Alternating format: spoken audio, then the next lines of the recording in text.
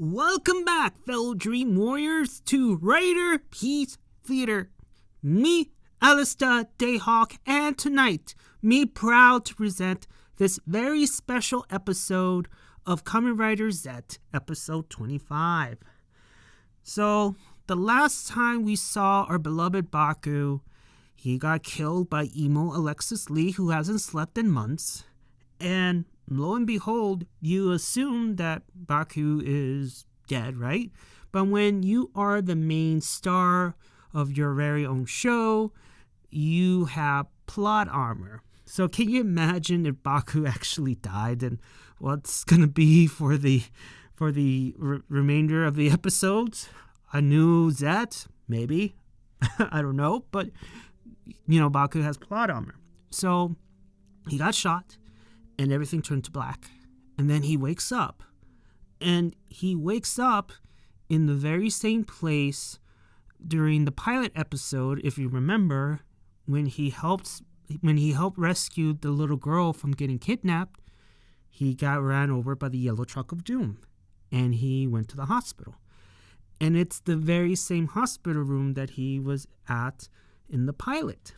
So he wakes up. But this time, he wakes up and he sees Minami there. And so, he unbuttons his shirt like in the original timeline. And he sees the driver still there. And he sees, his Catastorm capsim. I don't think it is a capsim, but let's just go with it, right? And the rest of his, capsim balls. And he's like, wait a minute. I got shot. And I wake up. And I'm asking myself here, was that a dream? But apparently it wasn't a dream because I still have all my stuff. And Minami, like I said before, she wasn't in the original timeline. When Baku woke up after that first battle, he woke up alone. This time, he wakes up with Minami, and Minami sees the driver. She sees the phone, and she's like, okay, what an unusual, thing you have across your chest. Is it like a hospital thing, like something for your heart? What is that? And she asks, okay, where did you get that phone? It looks cool, but how did you get the money to get such a cool phone? And next thing you know, just like in the original timeline, he gets a message from Zero saying your next mission and all that. And this causes Baku to be like, okay, I really need to get out of here because I don't know what's happening right now. I just woke up after getting shot and I'm back here and I'm like, I don't get this. I should be dead. So he grabs his things and Minami is trying to get a hold of him. I'm like, whoa, brother. You need to stay here for the doctor to check on you because you've been out for at least a day. So can you imagine everything that transpired between the first episode and episode 24? It happened within a day. It happened within a day instead of weeks and months. And so he's like, okay, I need to get out of here. And you see him all dressed up in, his Baku clothes. And he storms out of the hospital room. He bumps into Mulder and Scully, who, they wanted to, talk to Baku about what happened during the accident and whatnot. Because remember, Mulder is still on about the black cases. And he assumes that what happened to Baku is a black case. And, he needs to talk to him about it. But he couldn't do that because he is doing the Benny Hill moment. And when he just runs away, you have Minami chasing after him. And then Mulder Scully is tailing after them. So, yeah, cue the Benny Hill theme music. And so, Baku is running across Tokyo.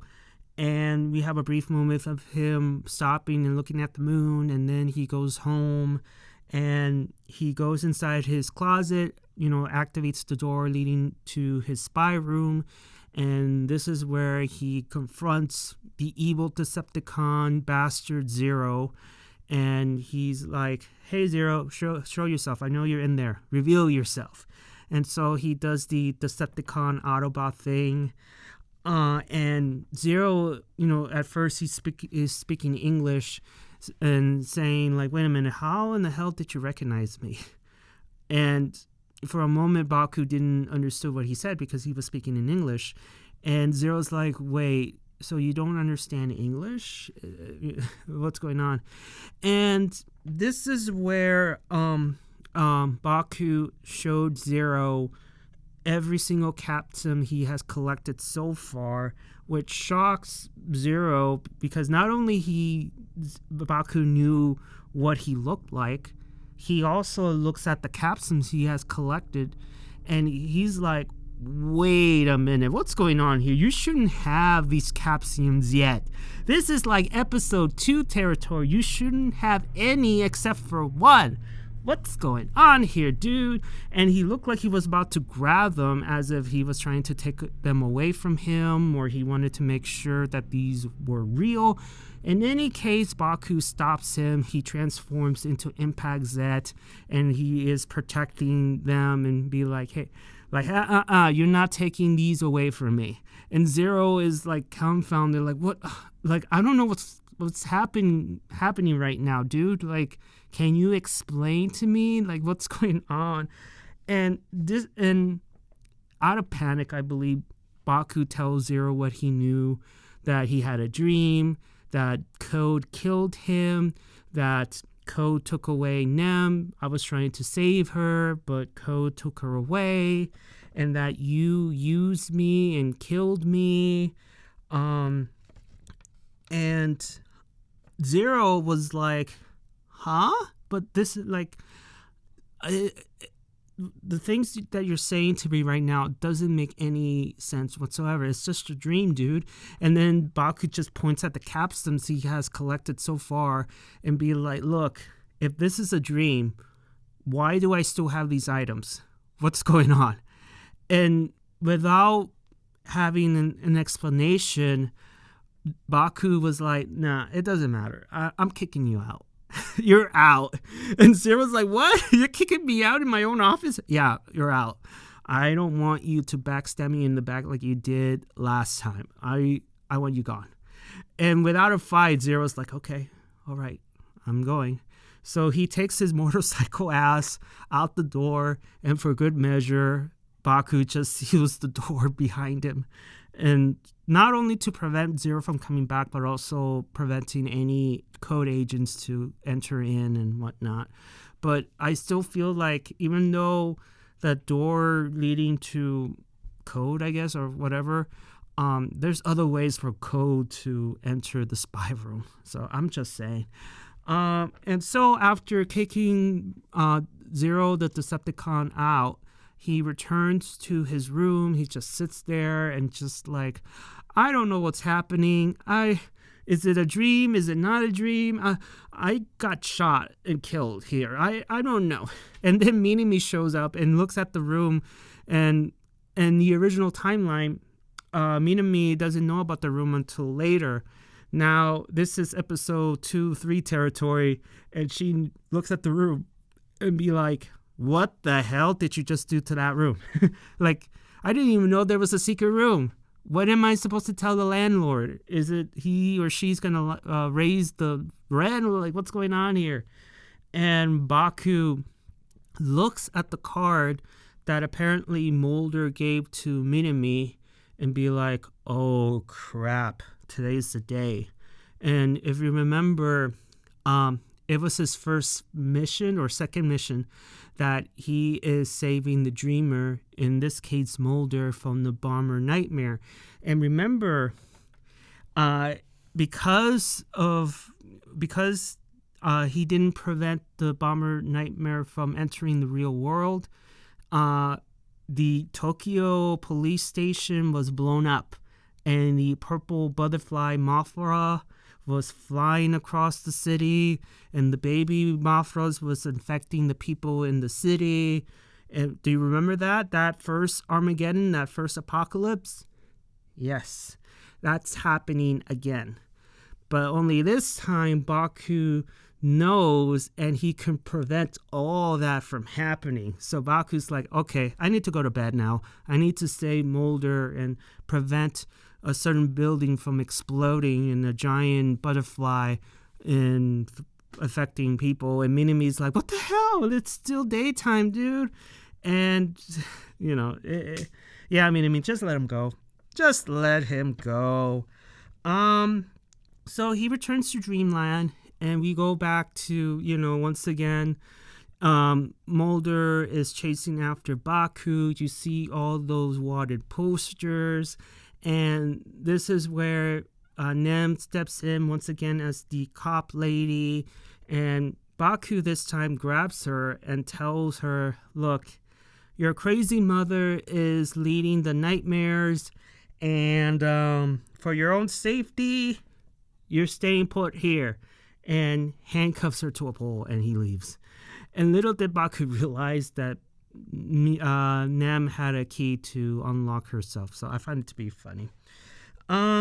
So we go to Baku transforming into Catastorm and finds the bomber nightmare hiding in the back of the police car, and we see this quick fight between Catastorm and Bomber Nightmare, which he easily destroys because in the original timeline he did not kill the bomber that one time. Remember, he had to kill the bomber in the real world, but this time by killing the bomber in the dream space, not only he prevented the mine stores from being open, but he prevented the police station from getting blown up in the first coming of the apocalypse.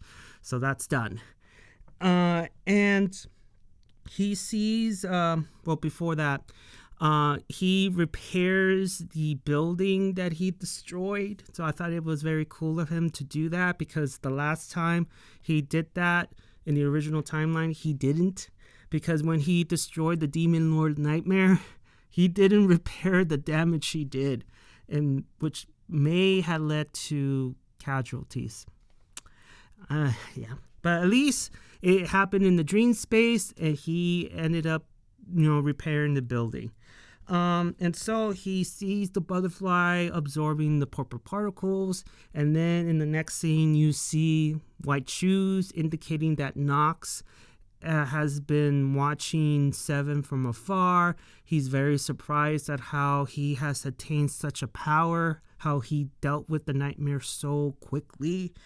And so this causes Nox in the next scene to grab Nem, demanding some answers from Nem.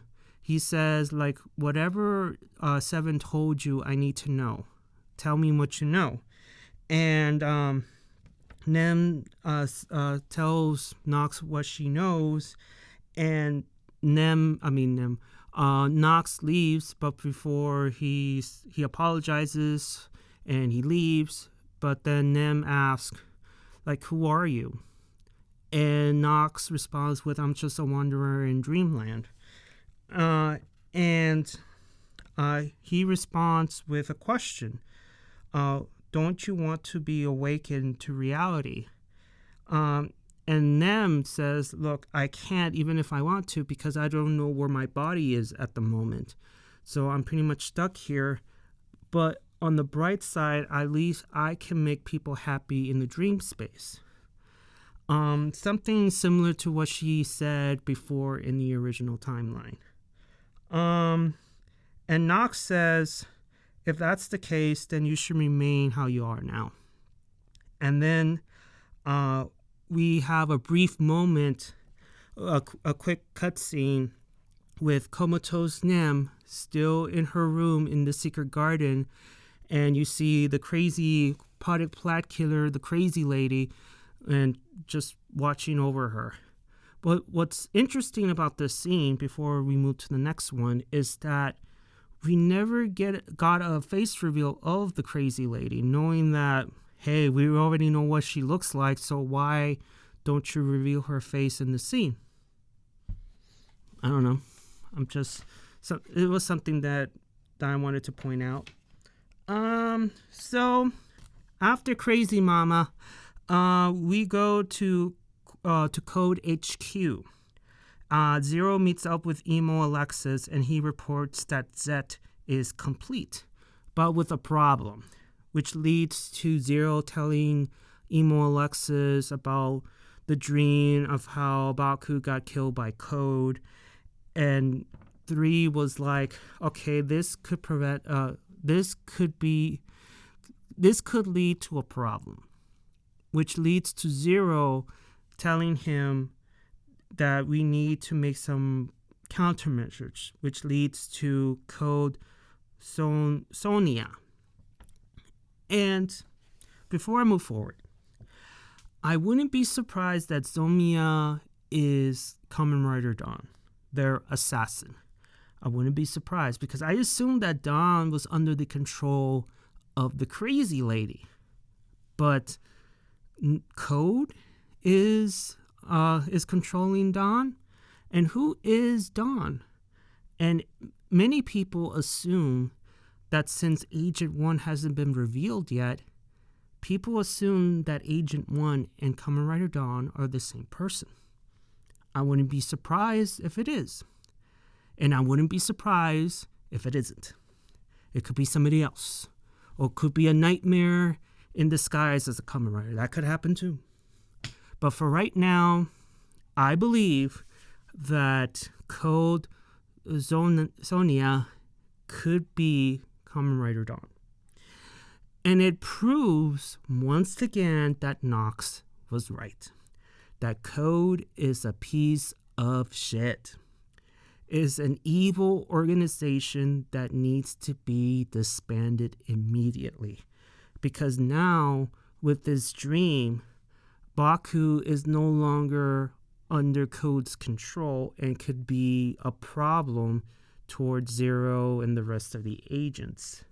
So that's why I believe that a few agents that we all know and love will get involved and deal away with Baku. But Baku is powerful now. So I don't know how they're going to be able to deal away with him. I think that's where Kamen Rider Dawn comes in. Which leads to Nox, which I want to save towards the end. But again, I wouldn't be surprised about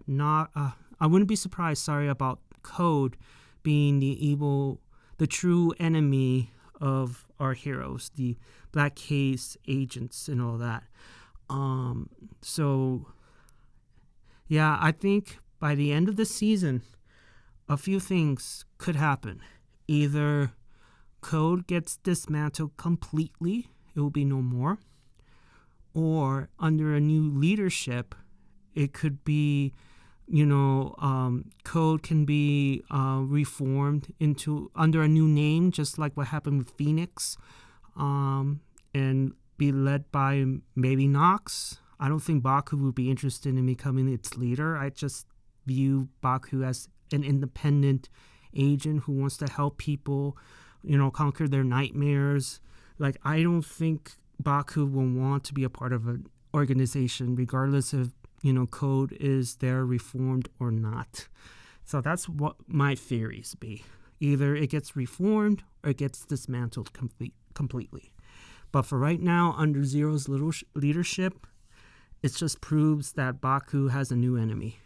He has a new enemy in Zero, in Code, and of course he has to deal with the crazy lady and her nightmares. So that's where Nox comes in. It may be Rita, and maybe, just maybe 5, but he's such a loyal dog to Code that I don't see him turning.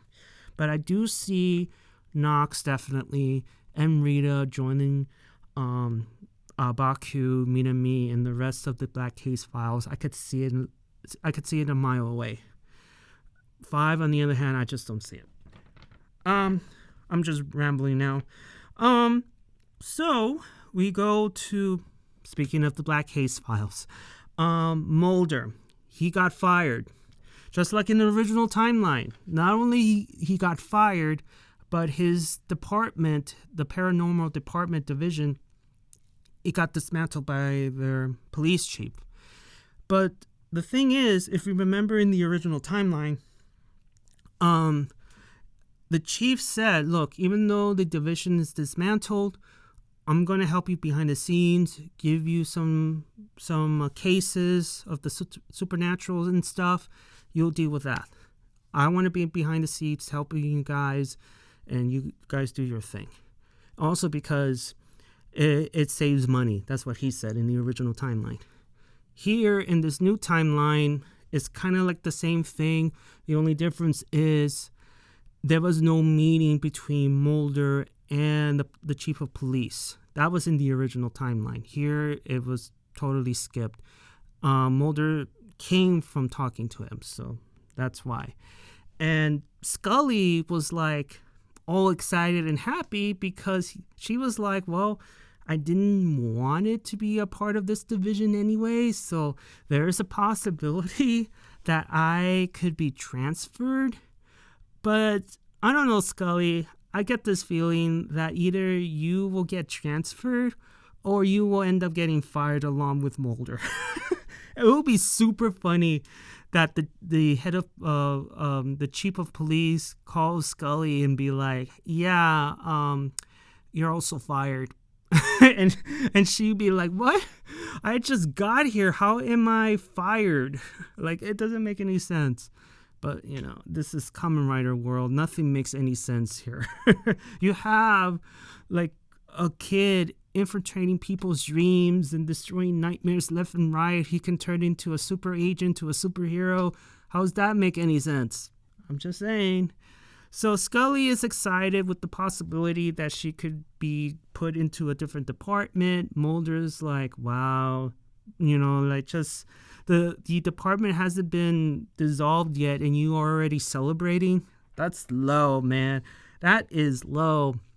And so Mulder was about to leave, and next thing you know, you see Baku waiting in the hallway, and he tells Mulder and Scully that I do believe that the black cases are real, and I need your help.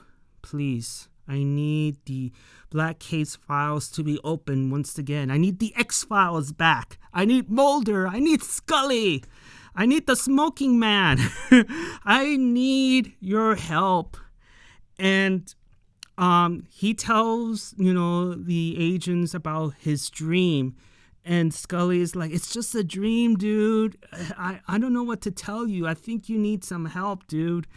And this is where Baku tells Scully about Rita. And she's like, wait a minute, how do you know about Rita? Unless you have watched King Oger, how do you know about her? And then Baku adds, you know, Otaka.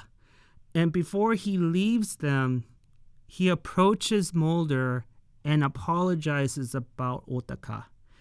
And I believe the reason why he's apologizing to him now is because, remember, he discarded his humanity, or at least his Baku side, and became Agent 7.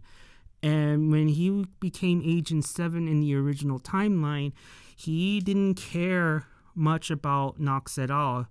And he said to Mulder, like, he was the bad guy. I had to kill him. It was for the greater good. Remember that?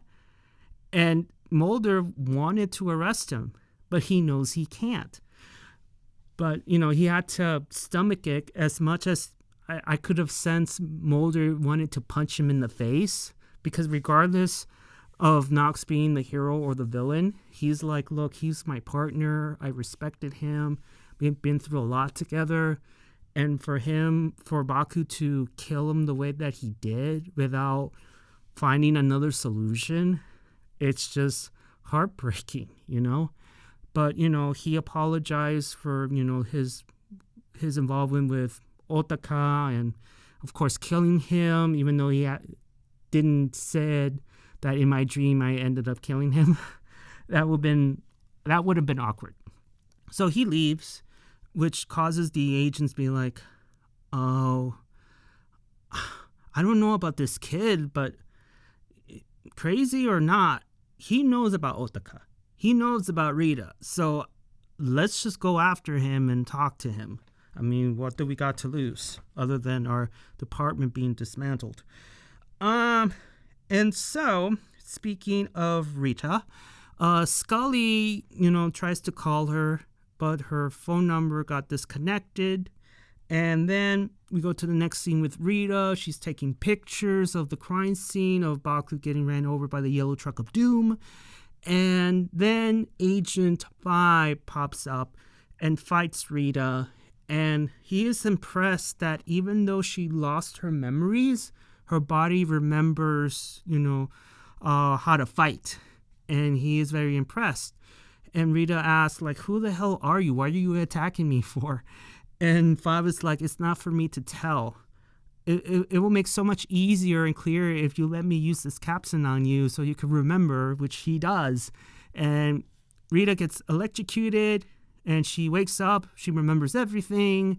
And 5 tells her, hey, Emo Alexis, Agent 3 wants to see us, so let's go.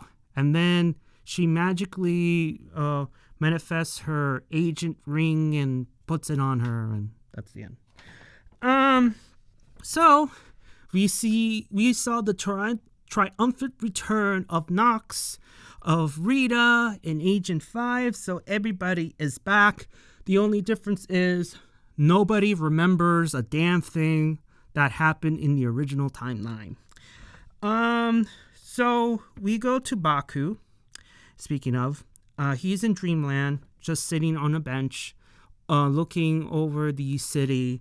And he's just reflecting on what happened between episode 1 to episode 24.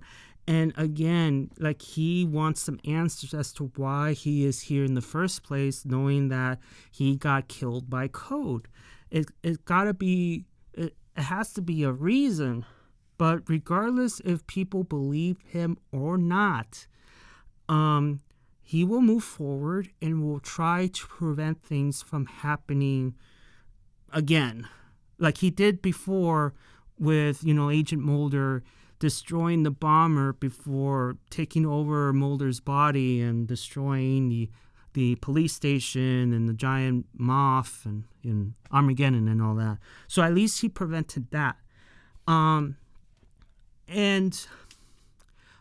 I want to save it till later. Okay.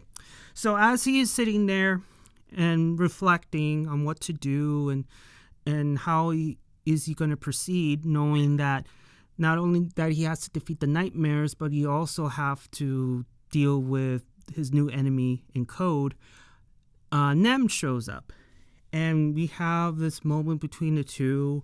And once again, we have the same conversation she and Baku had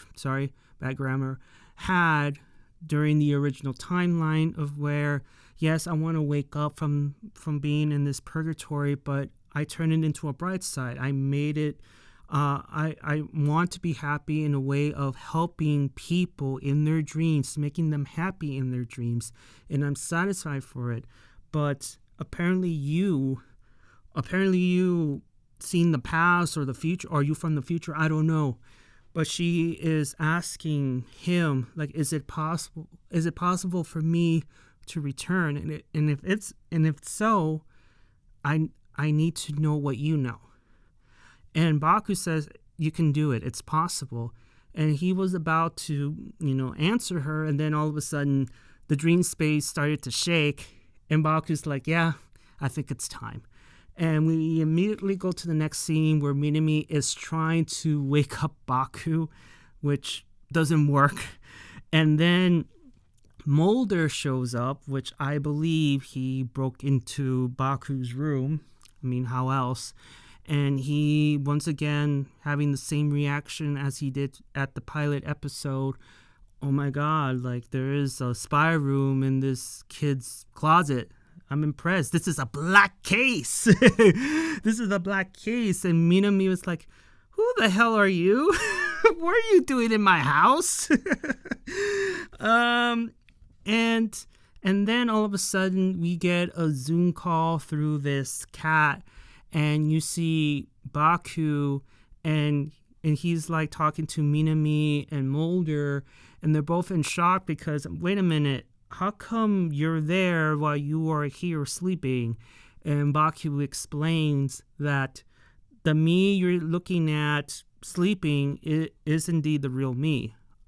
The me that you're talking to is Dream Me. I'm Agent 7 in the dream world, and I want you to meet Nem. And both Minami and Mulder was like, oh my God, I mean, you're there with Nem, oh my God, can I have your autograph, oh my God. And Nem was like, good night, or I don't know what she said, and Baku corrected her, like, hey, they're in the real world, they're not in part of the dream space. Oh, they're in the afternoon, so like, good afternoon. And then you have Scully coming in, and Scully just bursts in, and Minami was like, again, who are you people? Who the hell are you now? And Scully was like, I rang your doorbell. You didn't respond, so I had to break into your window. At least she rang the bell. I'll give her props for that. But still, it's breaking and entering. Guys, I wish this will happen. I wish we have like a funny episode where Mulder and Scully gets arrested for breaking and entering. I want to see that, guys. I really want to see that. And be like, this is what happens when you try to break and enter somebody's home, regardless if you know them or not. Come on, use the front door. Oh, no. But Scully turns and talks to Baku through the quote-unquote Zoom call. And she's like, look, how do you know about Rita? And tell me what you know. And Mulder does the same, like, how do you know about Otaka? And Baku says, look, I'm happy that you all believe what I said. Like, I'm happy that you guys believe me. But Mulder said, no, not quite. Even though, like, dude, you're seeing two Bakus. And the Baku you're talking to is in Dreamland. Like, why don't you believe him? You stumbled across a room that is attached to a closet. I mean, what the hell? Okay. All right, Mulder. It's fine. But, you know, both agents were asking good questions. Like, how do you know about Otaka and Rita? We want to know the truth. But before Baku could say anything about what he knows, he tells them, including Minami, everybody in that room, saying that, look, regardless if you believe me or not, this dream I had, it was real. I strongly believe now that it's not a dream, but more so of a vision, a premonition. And my mission, as of right now, is to prevent a dream from coming true. And that's how the episode ends. Yes, so Baku he has been an independent agent since, Zero discarded him the first time for not killing Knox. So he's going to be working independently along with Mulder and Scully and Minami. And he knows that Code is also his enemy, which leads to Knox and his redemption, if you will. The only way Knox will join the Black Case Files is to have him meet up with Baku and tell him what he knows. Tell him that he knows about Code and he's willing to stop Code whatever it takes, just as long as you no longer work for the lady. Now, I don't know if Knox is willing to join Baku, but I'm guessing that Baku's giving him a choice. Look, here's what happened in my premonition. You get killed because you aligned yourself with the lady. I'm giving you a chance to save yourself. Join me and you will get justice for yourself and for the other agents by defeating not just the nightmares, but also Code. Would you help me? And of course, Nox will think about it. And I don't think Nox is a team player, but eventually he will join up with Baku in the gang. I could see it a mile away. With Rita, I believe it's the same thing. Five, on the other hand, I just don't see it. He's such a loyal dog to Code that I don't think he will turn on them. So that's gonna happen there. And I mentioned before about Kamen Rider Dawn. I believe that he or she or it, because it could be a nightmare underneath that suit. That could happen too. Here I thought that Dawn would be under the control of the crazy lady, but to me it just points towards Code. That Zero, Agent 3 may be pulling the strings behind Kamen Rider Dawn. So I wouldn't be surprised that they will unleash Dawn upon Code and Nox and just to maintain world peace. What else? Yeah.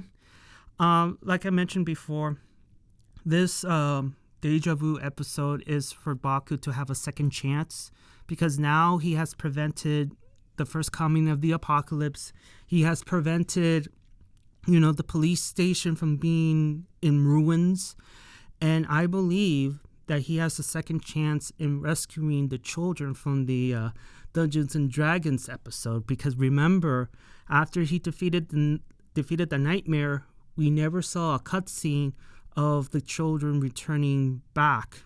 So my estimation, they were dead in the original timeline. So at least this time, he could defeat it quickly and save the children in the process without him losing his Baku side. And yeah, I think that's it. I mean, if I missed anything, maybe I'll write in the comments below. I don't know, or mention it in my other video, episode 26. But that's all I have, guys. I mean, this is like a reboot of sorts, and I heard the new music, the new opening theme for Zeztz. It's something to get used to. I'm so used to the original, but it's something to get used to. So we will hear the entirety next week, and then I'll really give you my thoughts about the song, which, I mean, right now it's okay, so I don't mind. I'll get used to it. Seeing Dawn, yeah, he looks like a Terminator.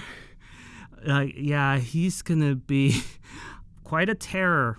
So you have Code, crazy lady, and then in her nightmares, and then you have Dawn. Like Baku has his hands full. That's why he needs Nox on his side. That's why he needs Rita on his side. And there's rumors going around that there's going to be another Kamen Rider, female. So it could either be three people that we all know. It could be Scully, which makes sense since she likes to fight.